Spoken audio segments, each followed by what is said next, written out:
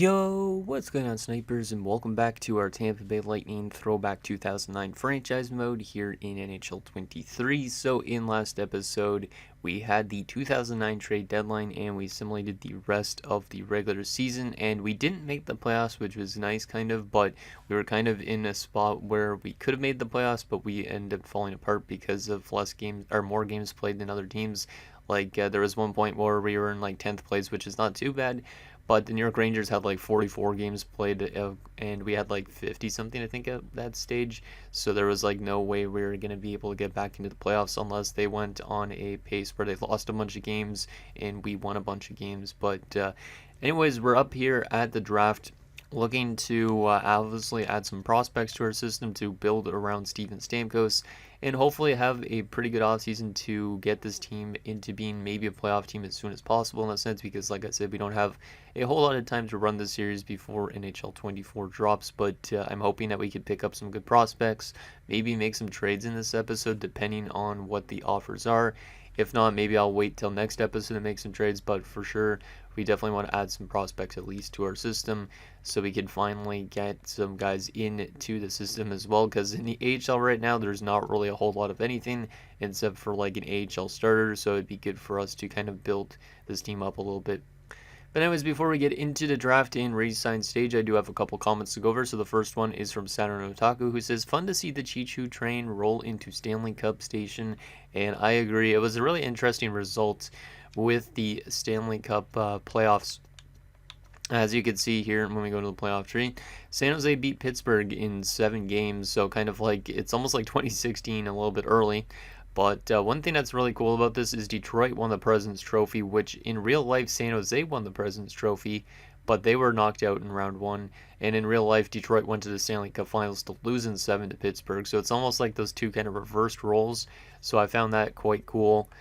And then AHL-wise, this doesn't really matter too much, but Portland won the AHL, which I bet Tugi would really like that because Portland was his favorite team. So yeah, there is the playoff tree.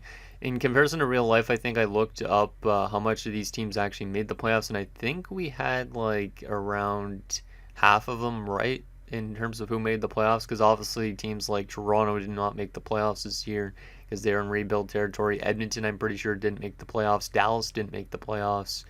And I think Minnesota didn't make the playoffs. I think there was a couple other teams too, but not too bad for our first result. It's going to be interesting to see what happens in 2010. The next two comments are from Pens Gaming 7. The first one says, LMAO Tavares comparison is Monahan. And yeah, for some reason, John Tavares in the draft is compared to Sean Monahan, which just doesn't really make sense. I don't know where they grabbed the comparison from. I know one point, and I think it was one of my roster builds, in NHL 22, if I'm not mistaken, that I had a comparison for Chelios, which is pretty cool. But you can see here, John Tavares compared to Sean Monahan, which is hilarious. And then we get Chris Kreider, who's compared to nobody, apparently. Let's take a look at these other guys for fun. Apparently, Matt Duchene's like Sean Monahan, so apparently I just create a bunch of Sean Monahans when I make roster builds. Nick Backstrom, that's not as bad because Nick Backstrom's okay defensively, but I'd say Ryan O'Reilly's much better for two-way forward in a sense, and Backstrom's more of a playmaker. OEL does not have a comparison. How about Nick Leddy? No.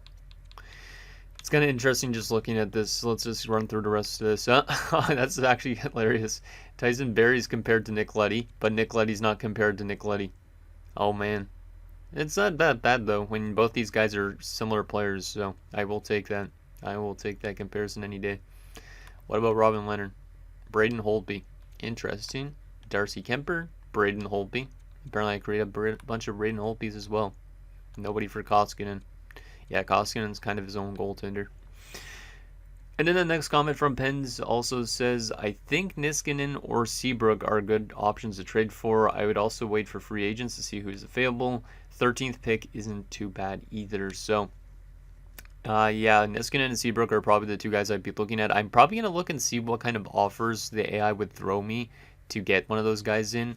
I might not trade for them in this episode, but next episode, if the offer's reasonable, maybe we'll trade for them.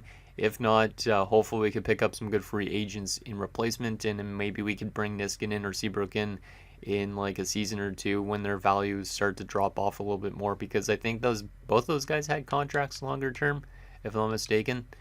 Like, I think they were both like pretty early into their careers. So let's see. Niskanen still has next season, and then he's an RFA. Okay, that's not bad. That's not too bad. And then if we go over to Seabrook, he's already making 3.5, and then he's a UFA in a few years, which is a bit risky. So I would probably be leaning more towards Matt Niskanen, but Niskanen might be harder to trade for since he still has like RFA rights. So. And then the last comment we have is from TLG Wild 69, which I think is Tyler, if I'm not mistaken, from the Discord, who says, "Poor Atlanta, even losing the lottery can't win anything. Also, if Hedman becomes a Bruin, that seems fitting for them." And I totally agree. It's kind of sucks that Atlanta didn't win the draft lottery in a way, but at least it's the Islanders who are going to be able to get Tavares. But the Atlanta Thrashers should be able to snag up like Victor Hedman here. Or actually, Boston would be able to. I think Atlanta fell to 4, right? So they might be getting like Matt Duchene, which would be interesting. So at least they're getting still a good player, but damn, it definitely does suck that they fell in the draft lottery because I believe I'm not sure if they had the best odds this year in real life, but they definitely had a high odds, and they didn't end up getting Tavares, which the New York Islanders obviously did. Tampa got Victor Hedman in real life. Rangers got Kreider way later on. Matt Duchene was obviously one of the top 3 picks by Colorado. Ryan O'Reilly, I think, was like a second rounder. I believe OEL was like a top 10 pick, if I'm not mistaken. I don't know where Leddy. I think Leddy was a late pick, if I remember right. Like a 4th rounder, 3rd rounder. Or maybe he was a 2nd rounder as well. Tyson Barrie, I think, was a late 1st rounder or maybe 2nd rounder. But yeah, the Avs had a pretty good draft in 09. So those were the comments I got in last episode. So let's get into this draft, and we'll first take a look at what trade offers are thrown at us for Niskanen and Seabrook to see if they're reasonable. And then we'll basically just have the draft and get them to Resign Stage. And I will probably keep a decent chunk of players. Some players I might let go of just to see what's out there free agency-wise. We could always bring back anybody we let go in this episode, though. So let's hop into the draft and see what the AI is wanting for. Boston actually wants to move the 2nd overall pick, which is kind of crazy, which is the Victor Hedman pick. But if we were to try and go to the find trade option for Boston to get that 2nd overall pick and get Victor Hedman, I bet you it's going to be an astronomical asking price. Prospel and Adam Hall, that's not actually as bad as I was thinking. That's kind of unrealistic, though, so I don't think I'm going to be doing that, because I do want to hold on to Prospel. Adam Hall, I'm definitely okay with moving, but I'm not really wanting to move Prospel at this stage. But I think Boston's just more of a contending team at this stage, and that's why they kind of don't want that 2nd overall pick. Let's go to... I know some of you guys are going to be like, oh, you should still go after Hedman. Well, to be honest, I would rather make a realistic trade, because those 2 players for a 2nd overall pick, to me, is not realistic, especially in this stage. So I definitely need to work on my trade values a bit in my franchise stuff. But we need to go over to Chicago, see what Chicago is wanting for somebody like Brent Seabrook. Ryan Malone in his 7-year deal, and Paul Ranger. Well, that's a deal I'm not doing. Paul Ranger, I think, is somebody I want to hold on to. He's youngish. And then Ryan Malone's not bad, but 7 years is on his contract. It would be nice to get rid of that 7-year deal. But still, not really a fan of that contract or that deal for Seabrook, to be honest. What about Matt Niskanen? Probably more value, my guess, right? Let's see. Adam Hall, a 2nd, and Radek Smolenic, who's just an AHL guy. Or 2 2nd rounders and Ryan Craig. You know what? I think I might do the 2 2nd rounders and Ryan Craig, because Adam Hall's still serviceable. But Ryan Craig's not really much of anything.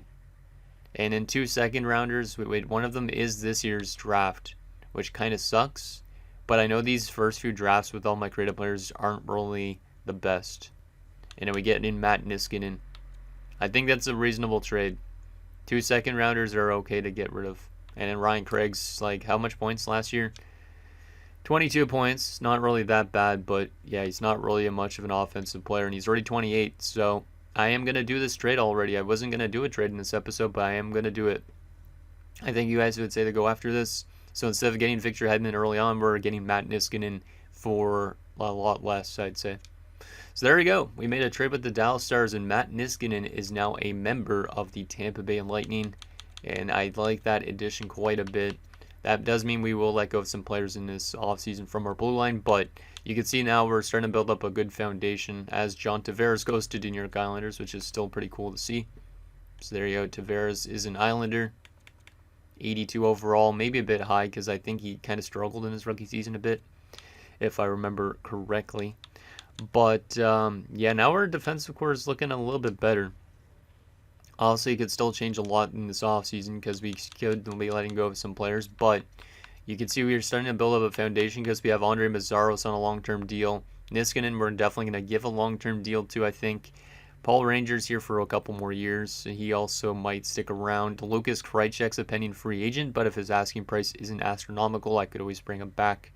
And then we have Melkar Malik. I think Mats maybe would be okay as a depth defenseman, and then I might have to let go of Noah Welsh this offseason.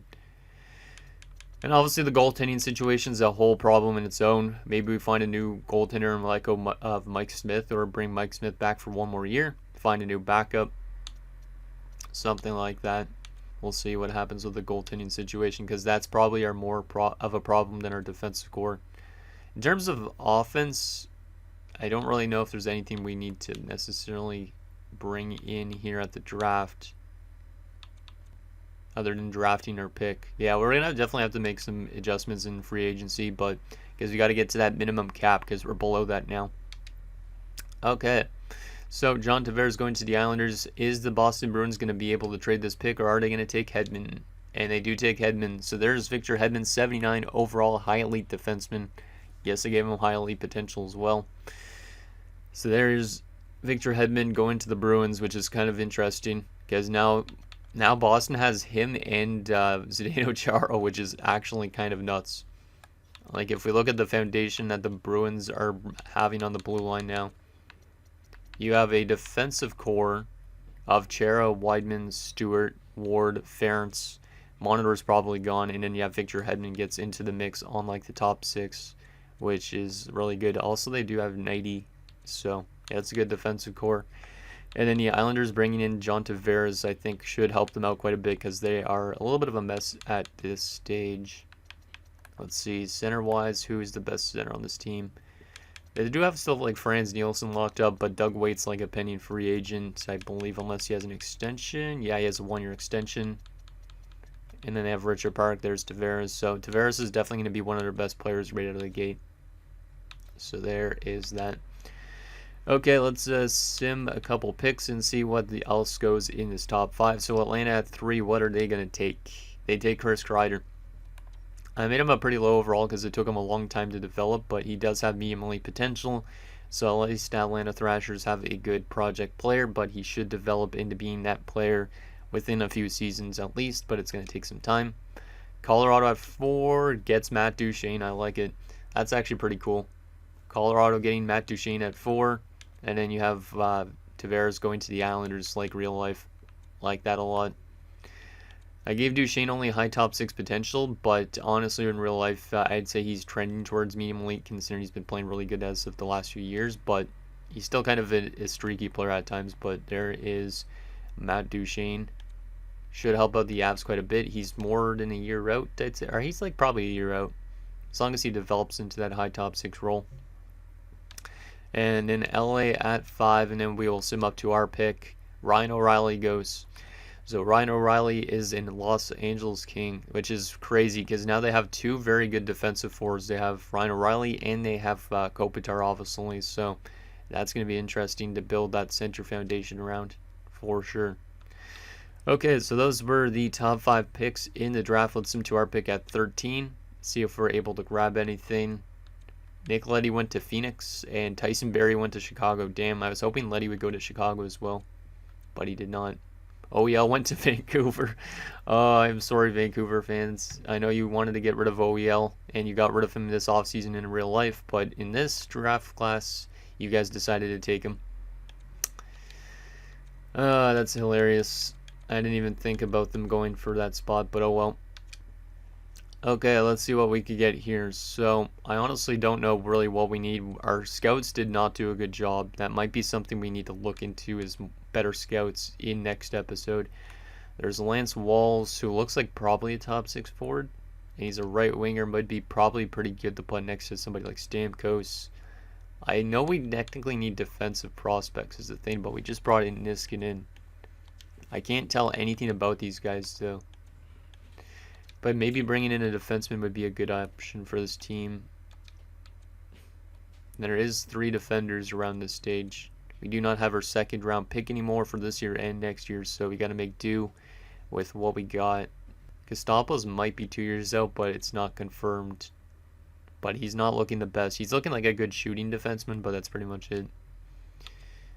Let's see, Lackey. Yeah, it's kind of tough to tell. Rocky Kid, what the heck? That's a funny name.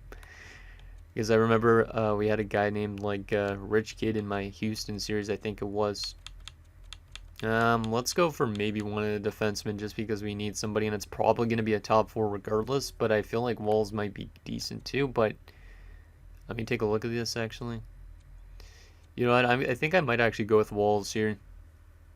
Just because he has no weakness for sure.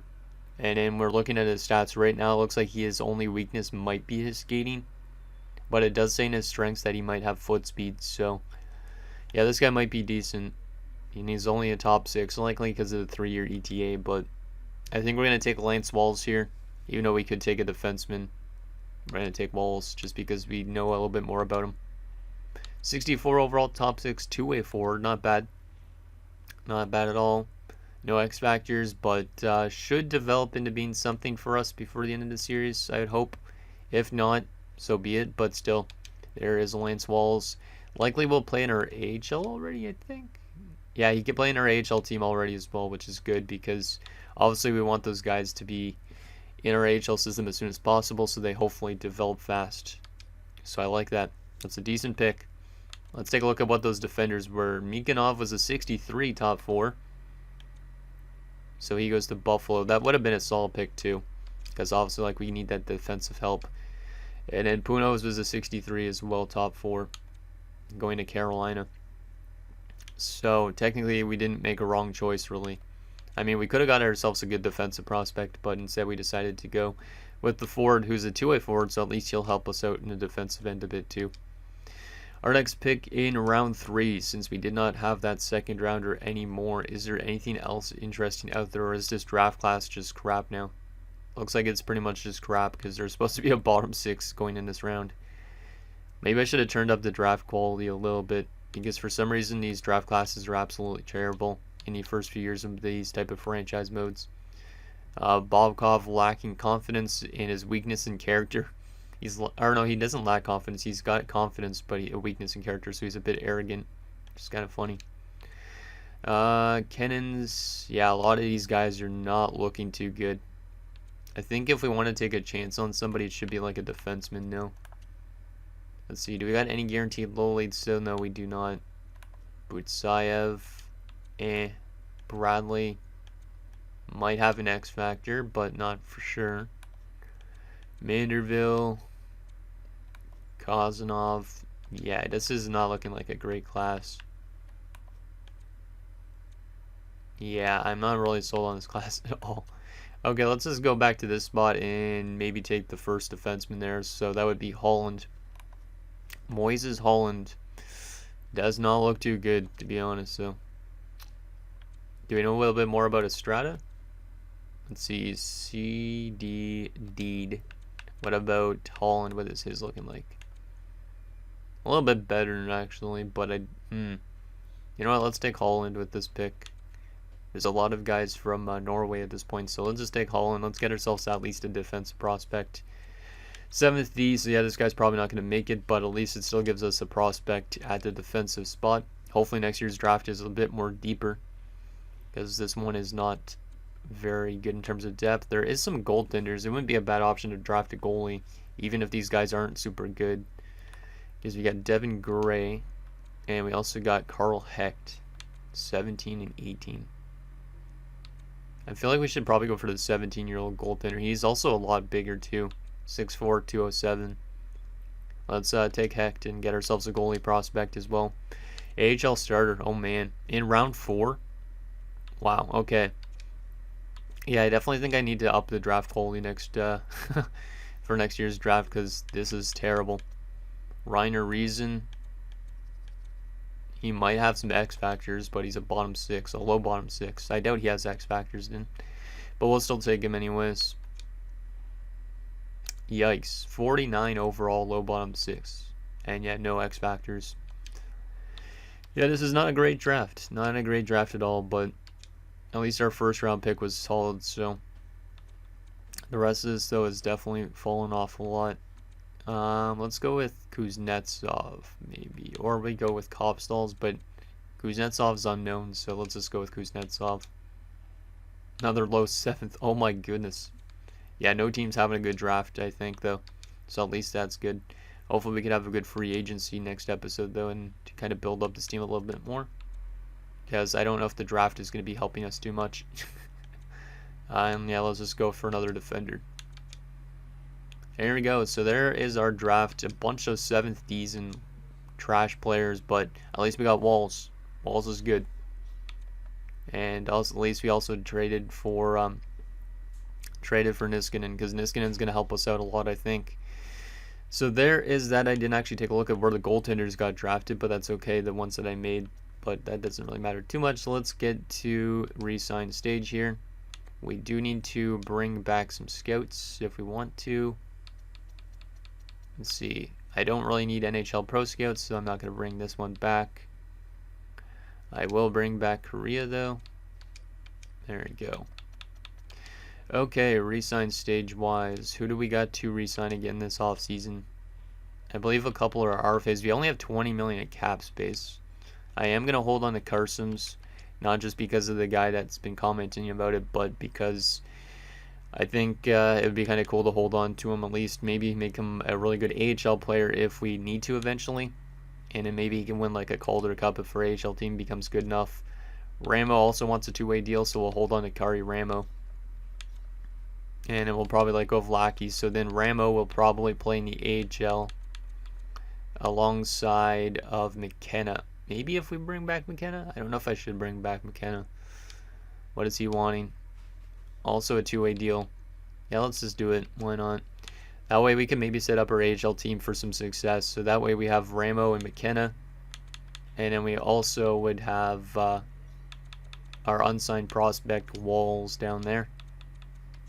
There would also be Hellenius, but Hellenius likely won't come back after his ELC ends. And then, yeah, Carson's hopefully, if he is an AHL player next year, hopefully he could help out the young guy that we just drafted, even though they're both right wingers. Let's qualify all these AHLers because I want to have a solid enough AHL team. There we go. That's all good. And UFA wise, let's go let go of a lot of these guys. I should probably try and bring a lot of these guys back for the AHL too. Let's bring back the higher overall guys and let go of some of the lower overall guys. So we'll sign these guys. Oh wow, okay, you want a 1-way deal. That's not happening. You want a 1-way deal. That's not happening. I was not expecting these guys to want 1-way deals, but I guess it's because the league is kind of up like this. Sotner wants a 2-way deal, so we'll give him that. There we go. Now we're getting into the 2-way deals. That's good. So the difference between a 1-way and a 2-way is the 67 plus overall kind of guys. We'll bring back a couple of these guys, not all of them.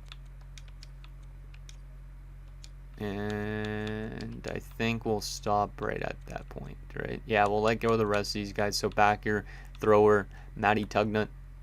Yeah, Matty Tugnut, which one of my old friends, went to school with this guy because he's Ron Tugnut's son, which is kind of cool. We'll let go of these other 5 people. And then, yeah, that should be good with those. And then we need to figure out about these NHL players. So let's advance today just to see if we get all those guys that we're offering contracts to, because I want to just get some of it out of the way. Okay, looks like Thomas rejected. Let's try and get him for a little bit more. McKenna rejected as well. Let me try and get him for a little bit more, if possible. And okay, everything else is good. Okay, so now let's get to these NHL players. So, Lucas Krejcik, what are you wanting? That's not bad. That's not bad, actually. He's actually a legitimate top 4, I think, at this point, right? Yeah. I don't mind that. Like, 22 points isn't really insane, but he's not really that bad. Would help out our defensive core quite a bit. And I think I'm going to be letting go of like Merrick Malik and Melakar, and then probably bringing back Smaby. Because Malik and Melakar are both on the older age side, so I think letting them go would probably be beneficial. We could bring in a whole new top 6, and then we'd have our top 4 almost kind of set. So let's bring in Krejcik. I don't know about 5 years though, because he's already 26. I could do a 4-year deal though at the same price point for sure. What about Matt Pettinger? To be honest, Matt Pettinger is a 4th liner, not really that bad. I'll hold on to him. He could be trade bait if we're not in a playoff scenario. And then Evgeny Artukin, same type of boat. I'll hold on to him. He could be trade bait if needed. And then we're going to let go of Merrick Malik here. So best of luck in free agency there, Merrick Malik. I know you're going to be retiring in a few years, but you were not good defensively, and we are going to probably replace you with somebody younger. So Merrick Malik heads to the free agent market. Joseph Melakar, same type of a boat.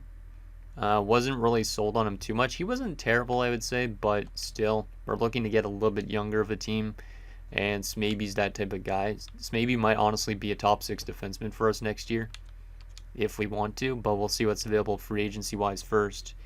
So Melakar heads to the free agent market, and then we will re-sign Matt Smaby. That's a cheap contract. I will take that any day of the week.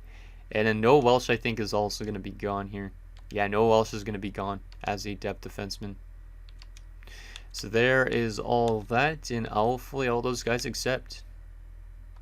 And then we will be able to see what's available free agency-wise, and we should have a good chunk of cap space. So yeah, all those guys are gone in the AHL. All these guys are qualified. We have $14 million in cap space. I like it. Let's take a look at what we got for our roster at this point.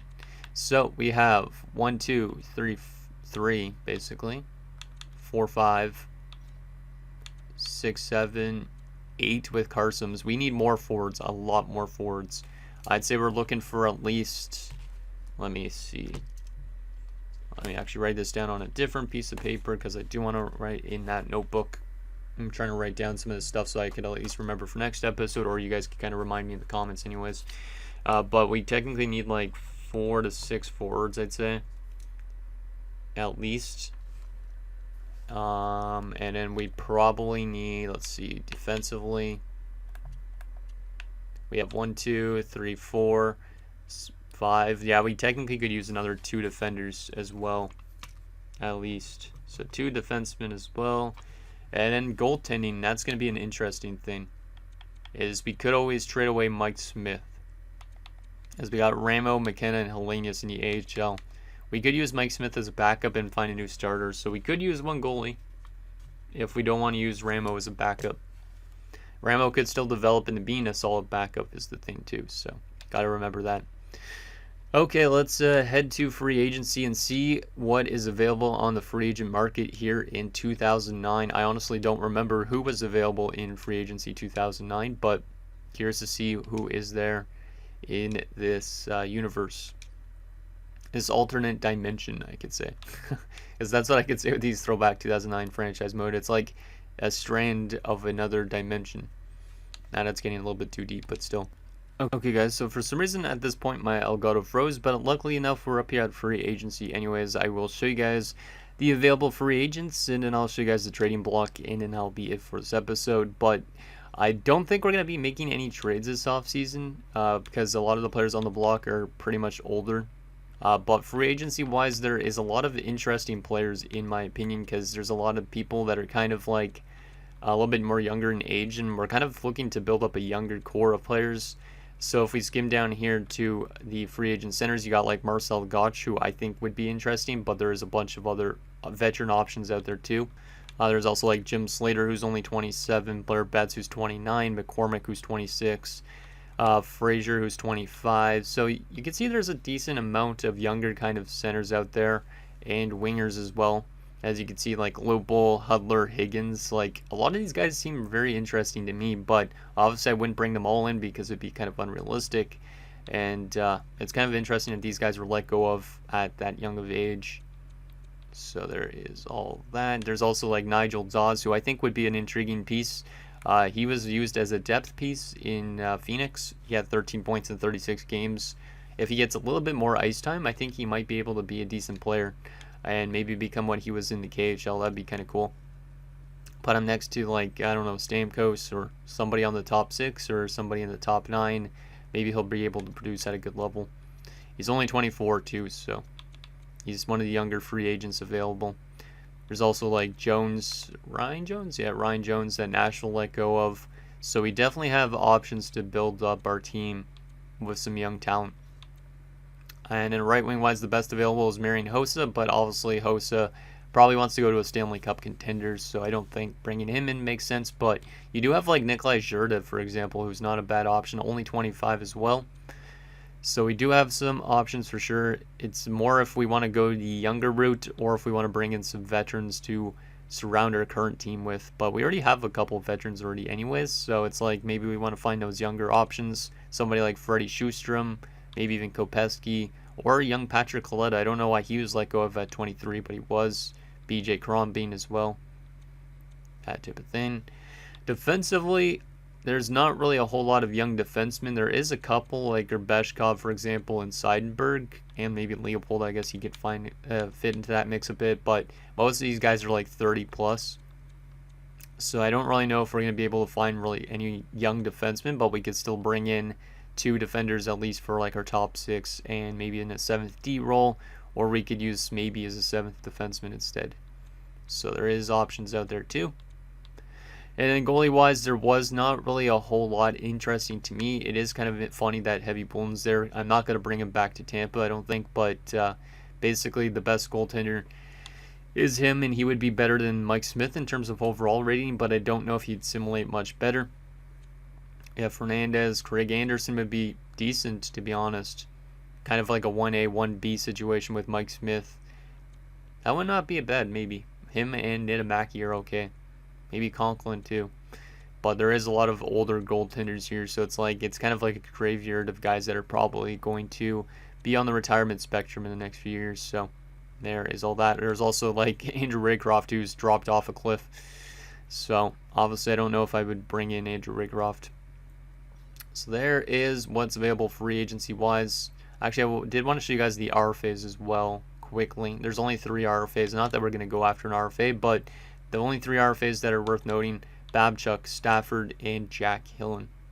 And these guys are just guys, I believe, from our AHL team, right? One's from Chicago, and 2 of them are from us. So there you go. No free agent goalies or RFA goalies. So let's take a look at the trading block. I also already saw this, but I will skim through this. Most of the guys, like I said, on the block are older veterans like Todd White, who's 34. So I don't think it's reasonable to trade for a lot of these guys because I think we need younger players on the roster, not somebody like Mike Knuble or Jochen Hecht. But we could still always trade for them if possible.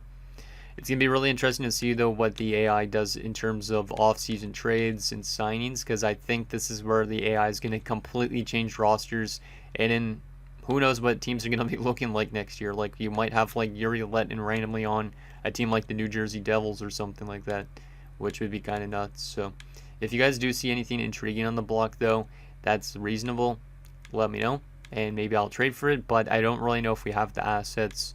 And I'd probably prefer to like sign players instead, I think, since a lot of them are younger, and we don't really want these guys that are like 30 and above. We already got like Cavalier and St. Louis who are up there, so don't really want to bring in too much more, you know. Yeah. Let's see, Ottawa prospects. A lot of teams are also trying to get rid of their prospects they just drafted, which is kind of hilarious, but that's the way this game's kind of coded, I guess, in a sense, is when like the NHL is a little bit weaker overall wise, that teams try to make use of any higher valued asset as possible. For some reason, they're trying to get rid of like a low 7th D, which honestly won't fetch you anything, but still. Paul Kariya is kind of an intriguing player on the block, but to be honest, the value is a little bit high for me. Same with Keith Tkachuk. I would love to have one of those guys on the team, but they are pretty old at this stage, and they have a good chunk of value. Same with Kubina. Kubina, bringing him back to Tampa Bay would be interesting, but we can't really do that. Jose Theodore, but he's already 33. So there's that. And I think that's going to do it, guys, for this episode of our Tampa Bay Lightning Throwback 2009 franchise mode. So in next episode, we will have free agency, probably sign up some good younger pieces to build up this team a little bit more, because we do need still like 4 to 6 forwards. We do also need like 2 defensemen and a goaltender, maybe, to have kind of like some competition with Mike Smith, and hopefully turn this team into being a playoff team sooner rather than later, because obviously, like I said, we don't have a ton of time before the series ends. So let me know what you think down below, and I'll see you guys next time.